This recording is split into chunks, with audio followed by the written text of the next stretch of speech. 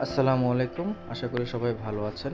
আজকে আমি আপনাদের সাথে আলোচনা করব কোনো অ্যাপ ডাউনলোড করার পর সেটা যখন আপনি ইনস্টল করতে যাবেন তখন প্যাকেজ ইনস্টলার কিপ স্টপিং নামে একটি অপশন আসে, যার কারণে আমরা অ্যাপটিকে ইনস্টল করতে পারি না। এই সমস্যার সমাধান করার জন্য আমি এখন আপনাদেরকে দেখাবো কিভাবে এটিকে সলিউশন করা যায়। তাহলে চলুন শুরু করা যাক। আমরা প্রথমে সার্চ বাটনে গিয়ে সেটিং অপশনটিকে বের করে নেব।